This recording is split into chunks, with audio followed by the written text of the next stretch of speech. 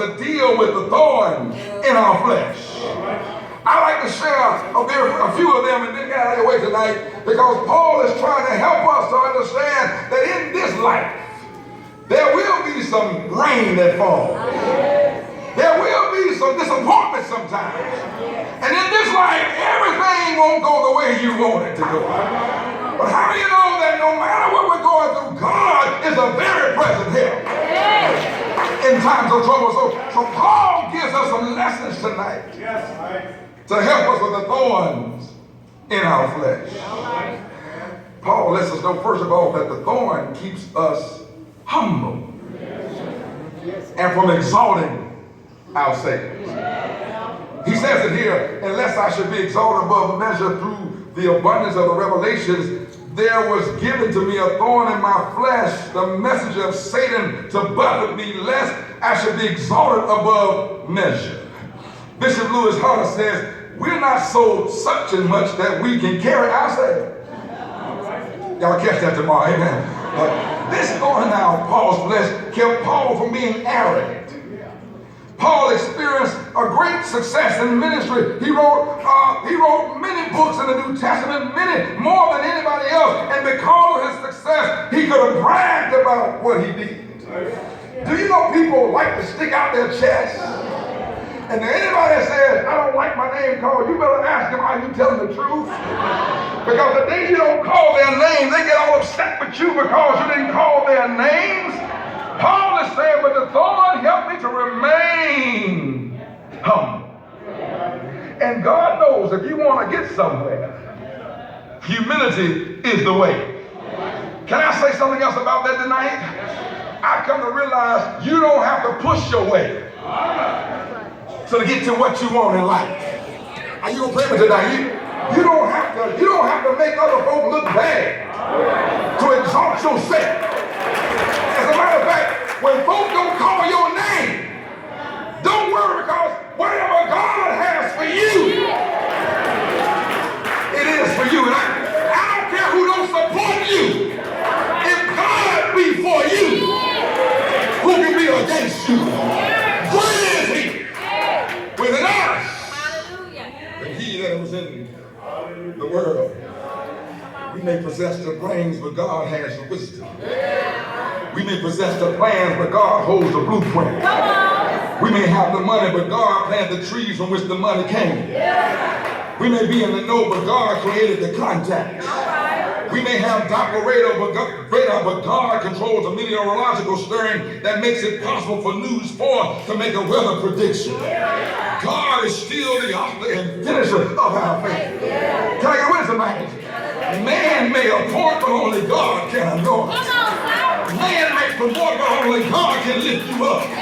Man may set you up, but only God can keep you from falling. And wouldn't it be good if we could just humble ourselves under His care?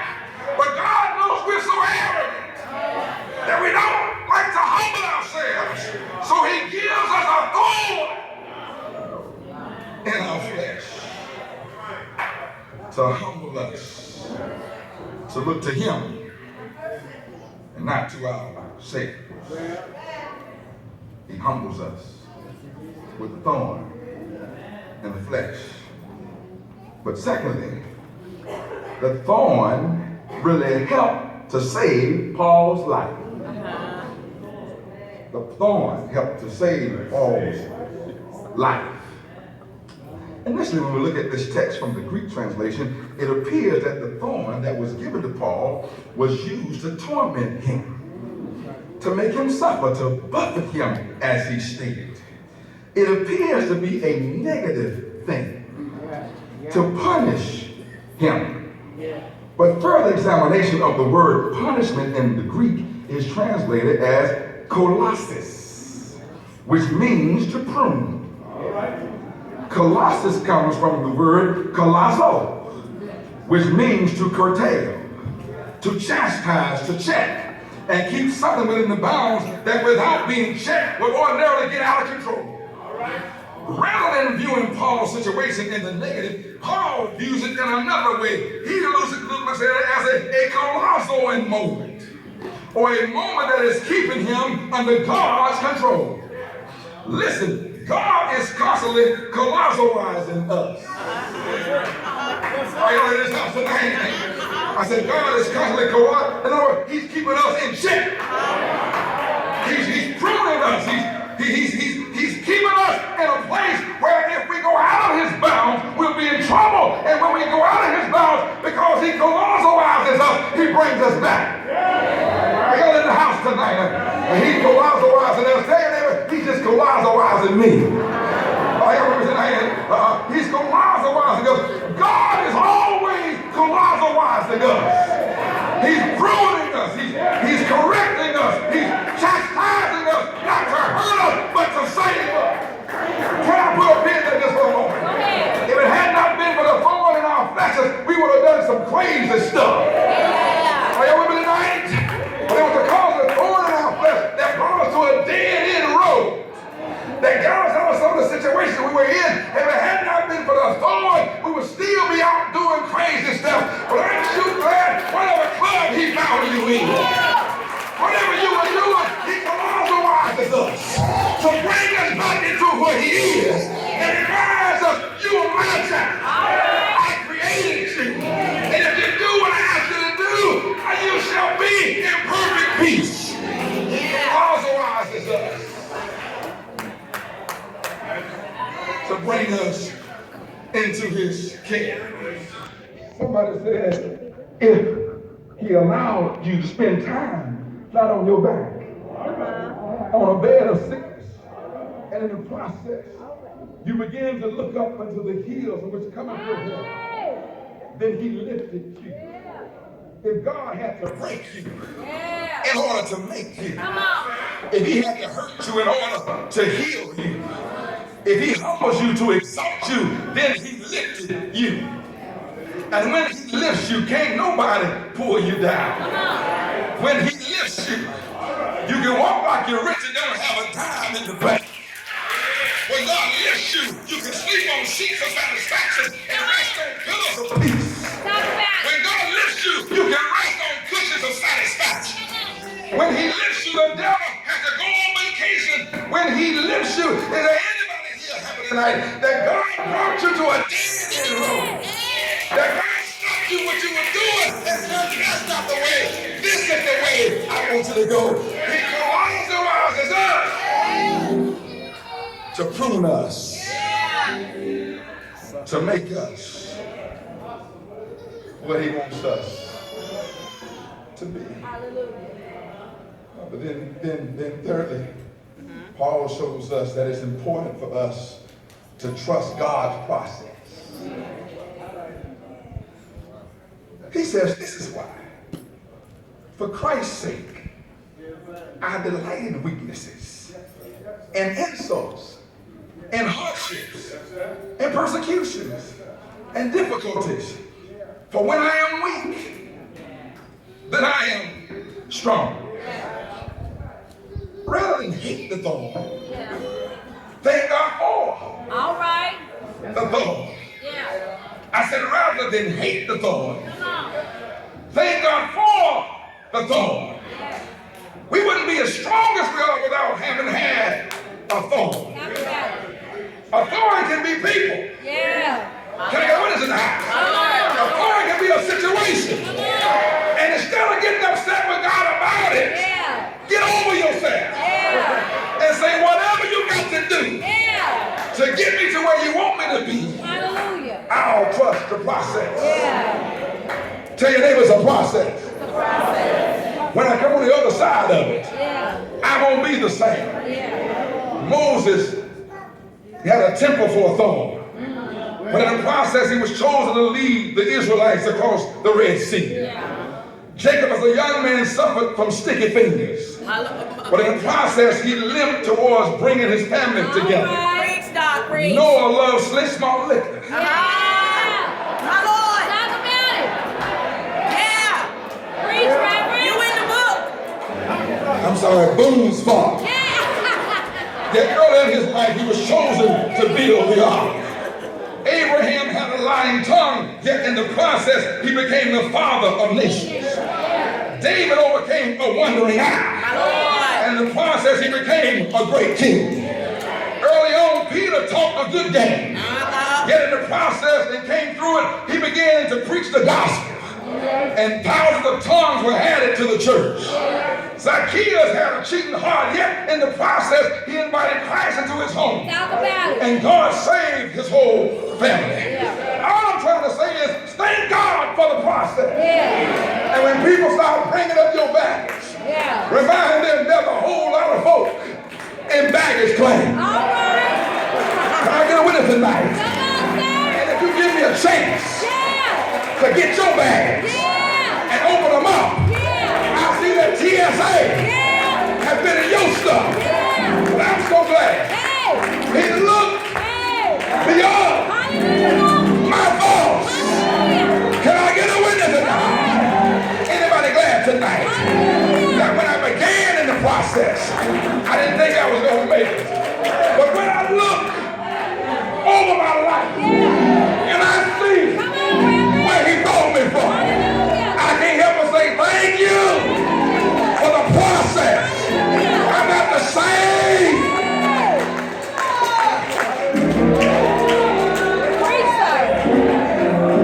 Trust God in the process. And don't worry about what happens, except that you come through. That's pure gold. Then lastly tonight, process. Colossalizing us, humbling us. The text says something else, and I get out of your way. Grace sustains us in the meantime. Are y'all with me tonight? Grace sustains us in the meantime. I can understand if I ask God one time and God didn't move it. My Lord. Because God didn't think I was serious. Because he knew I'd come back and pick it up again. I can understand if I ask God 2 times and God didn't move it. Because by the time between the first time and the second time, I made my mind up a different way. But the third time, are you with me tonight? The meantime. God says, my grace is sufficient for you. Wait, you must remember, Lord, I have read the Bible. And it says, ask and you shall receive. Seek and you shall find. Knock and the door shall be open. And I've asked you 3 times to move this thing. And you talking about grace. What kind of talk is this kind of talk? Talking about grace. Well, we really don't know how long the periods were between the first time and the second time. The second time and the third time. All we know is however long the periods were, God sustained him in the meantime. Are you with me tonight? However long it took, whatever reason God took his time, is because God was trying to show Paul, I am sustaining you in the meantime. It's my grace that's keeping you from losing your mind. It's my grace that's keeping you from not throwing in the towel. It's my grace in the meantime that's keeping you from cursing people out. It's my grace in the meantime that's keeping you going in the meantime. And I want you to know that in the meantime, Paul kept on preaching. He kept on teaching. And he kept on believing in God. Are you with me this night? Even though he was going through hell and wanted the thorn removed, in the meantime, he kept on preaching, kept on teaching, and kept on believing. In the meantime. Is anybody in the house right now in the meantime? You ask the Lord for something, and it seems like it's taking him a long time. Well, can I give you a news flash? The reason you hadn't lost your mind is because he's keeping you when you cannot keep yourself. Yeah. And in the meantime, he will bring you out. I heard Paul's story, Yeah. but I had to see a real life story on my own. I can read the Bible, and some of the stories seem unbelievable, but I had to see it for myself. Yeah. A few years ago, we visited Robben Island in South Africa. And we went to the jail cell where Nelson Mandela was incarcerated 18 of his 27 years. I asked myself when I looked at the cell, how could a man be in such a small, confined area for 18 years and not lose his mind? Then I read up on it. All of the jailers came to Nelson Mandela's cell, and he prayed for them. Y'all ain't gonna pray for tonight. In the meantime, I said he prayed for his enemies. In the meantime, and instead of him getting weak, he got strong by the day. Well, I was there, and there was a man who had been a prisoner with Nelson Mandela. He was a tour guide. And I said to him, don't you hate the people who did you wrong? He said, oh no, sir. I don't hate the people who did me wrong. He said, the jail I was in, I turned into a living room. I'm not going to pray for tonight. And even though it had bars, the bars did not hinder me from being a blessing to my enemies. In the meantime, therefore, I hear Paul tonight. Therefore, I hear Paul tonight. Therefore, I take pleasure in my infirmities, in reproaches, in necessities, in persecutions, in distresses, for Christ's sake. For when I am weak, then I am strong. Can I preach a little bit tonight? When I'm weak, then I am strong. There's a reason why the word grace is found 209 times in the King James Bible. It's because his grace is enough to take you through your mean times. His grace is enough to help you deal with stuff. His grace will see you through no matter what you go through. And it's only in the meantime when you learn to appreciate what you've already been through that you begin to say, God, if I got to do it for you, it's worth it to me. Because when I'm weak, you make me strong. Grace, grace, God's grace, his grace is sufficient for you and me. Grace, grace, God's grace, his grace will give you the victory. Can I preach some more tonight? Grace woke me up this morning. Grace started me on my way. Grace put food on my table. And grace put money in my pocket.